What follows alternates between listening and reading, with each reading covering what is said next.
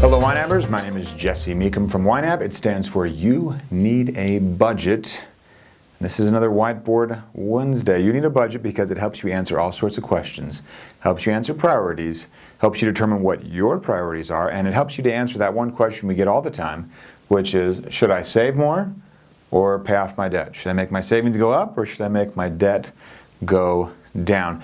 There is no perfectly right answer. You do want to, if you are trying to attack your debt, you want to make sure that you are not going backward. That means that you get a handle on what you are spending, you get a handle on reality, you also start following Rule 2, where you're looking ahead and planning for those larger, less frequent expenses, embracing those true expenses, and that will help you not go backward into debt. So if at some point you're saying debt is my priority, you still should be following Rule 2, setting aside money for car repairs, for a roof repair, for other repairs, for vet bills, for kid bills, for any number of things. If your kids are going to summer camp that year, you be saving for it, and don't say, oh no, we're not going to spend money anywhere, we're not doing anything, and then you throw it all toward the debt, and lo and behold, all this stuff comes back to bite you where, oh yeah, we are doing that, we are doing this, we are doing that. There are different levels of extreme when cutting back expenses to really tackle debt, but you've got to make sure that if that is what you're going to do, that that's actually the reality, that you really are doing that, not that you just, in a moment of euphoria, you say, oh, we're definitely going to cut all spending. And then, 2 weeks later, it comes back to bite you. So get a grip on what your spending is and what it realistically can be. Be aggressive where you can be.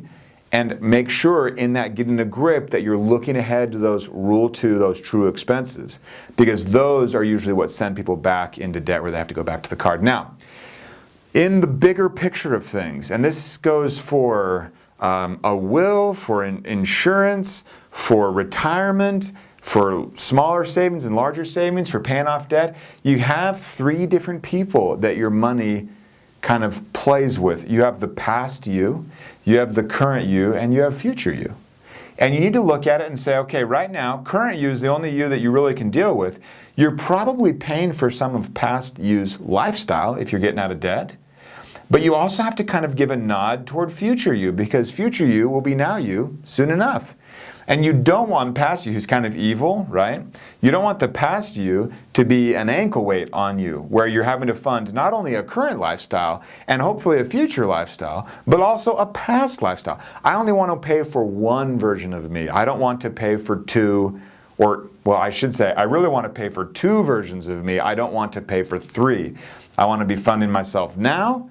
I want to be making sure I'm setting myself up for the future. I'm not a huge fan of paying for the guy that is gone, the past guy. I don't want to do that third lifestyle. So as you're looking at debt, you have to recognize that paying for those past mistakes is like funding, it's like having a roommate, right? A roommate that's just sitting there just kind of sapping you, just eating your food and not even asking permission and not even doing the dishes. That's that roommate that's just sitting there like just consuming. You're like, dude, do something. Be useful. Add to society. Too late. They're just leeching. That is debt most of the time. Now, that is why we don't like it. It's not because debt is morally wrong. It's strategically used, I like it. Strategically and conservatively. But when you're looking at it from a standpoint of this consumer debt and stuff that's basically lifestyle from the past that you're now paying for, it's not that exciting. And what's worse is it starts to steal from your current dollars, where you're supposed to be giving every dollar a job, and you're not actually able to do that because every dollar, or a lot of those dollars, are already spoken for from someone that blew money in the past that you're now paying for. So get rid of the roommate, right?